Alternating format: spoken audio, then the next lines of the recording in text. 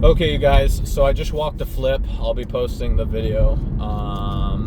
That was a rough one. So we talked to the owners of the property.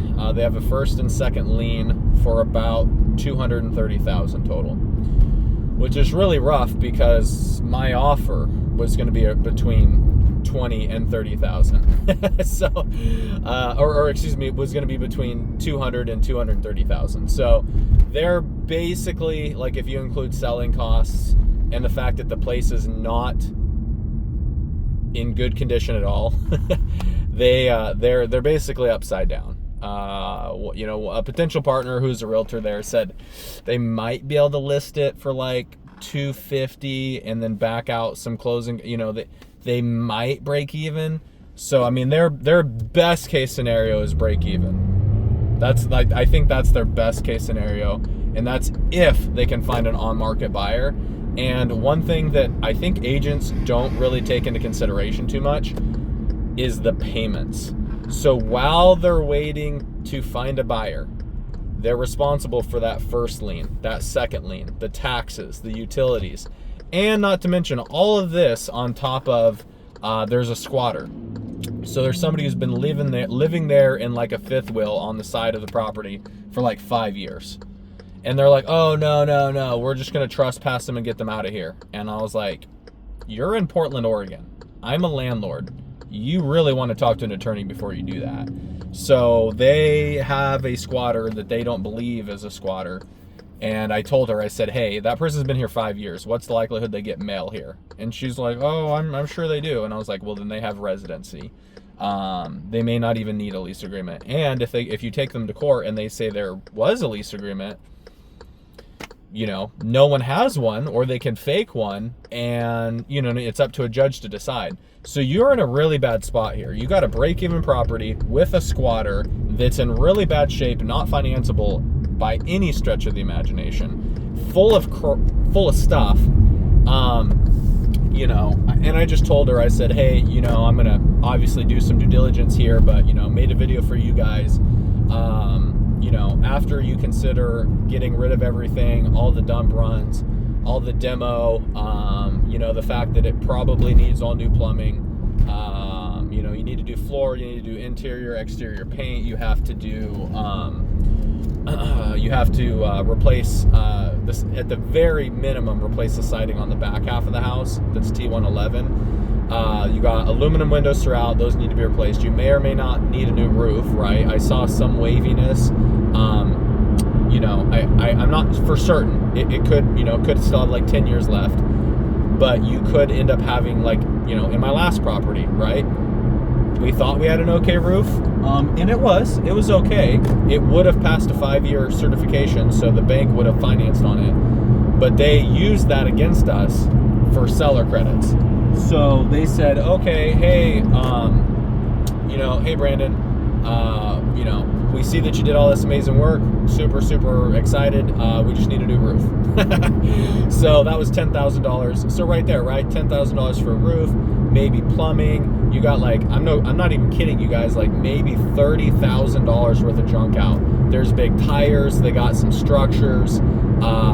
It is a lot of stuff. The whole garage is packed. They got like a fifth wheel with a squatter. They got like 2 other like trailers packed full of stuff. They got disabled cars that may or may not have titles. That is a lot of stuff to deal with. And then we ran the numbers. I had 2 people from Facebook friends who are actively trying to find flips. And I thought I was going to have more. So I'm going to post this on Facebook. I thought more of you guys were going to show up. But we had 2 people show up to that walkthrough in Portland.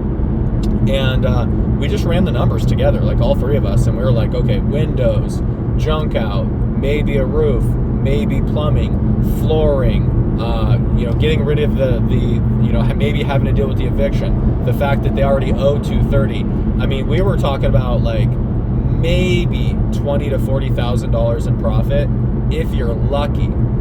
So and that's spending like $100,000 easily on this property, right? 100,000 is probably about right. It could be 120. Probably not 80 unless you were doing a good amount of the work yourself.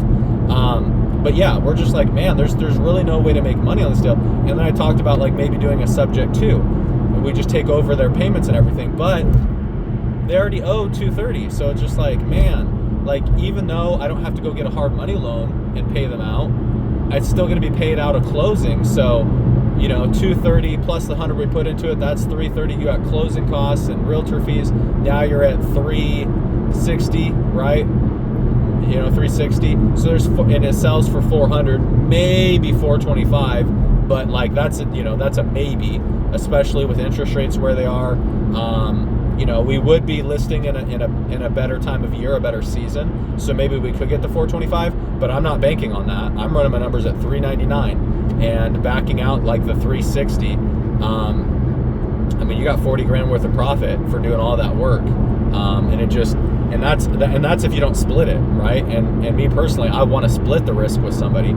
So now if I added a partner in here, you know, now we're only putting 50-50 into the property. But now we're only getting 20K. So it's just like, man, that's, you know, plus, you know, it just, some deals just don't make sense. So, and what's crazy, this wasn't a wholesaler. This isn't on market. This was something I found in a Facebook, on Facebook Marketplace. So let that be a lesson to you guys, right? Facebook Marketplace, Craigslist, for sale by owner, right? All those things, those are potential deals, and you should go walk them. And what I told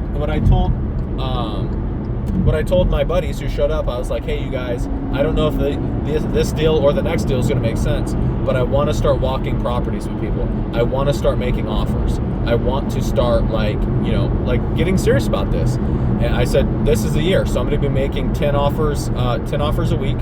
And yes, I have help. I have realtors who are making, you know, offers for me on market, off market, low ball, creative. Like I'm, you know, basically pitching everything. Like if I can make a deal make sense, that'll be the offer. And a lot of people are going to say absolutely not, and that's okay, because you never know. One person might say, I really don't want to, but I have an underlying motivation that nobody knew about, and I'm willing to just be done with it. So you never know unless you make the offer. So anyways, you guys, just want to make this quick little video in between walkthroughs. I'll post the video of the one that I did here in Portland. Now I'm heading to Oregon City to do another walkthrough. This one is a little bit different. This is a pocket listing with a realtor friend of mine. So she told me it's unfinanceable. They really don't want to go to market with it, just because of the condition and everything like that.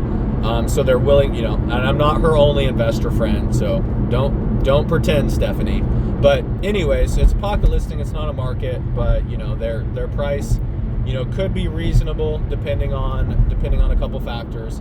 But like I said, I mean, somebody's willing to hear an offer, and the property's not financeable, it's in some type of distress. So these are the type of properties you want to make offers on. So that's what I'm going to be doing. So I'm going to keep walking, I'm going to keep making offers until I find something that makes sense and it's a win-win for everybody. Okay, you guys, peace.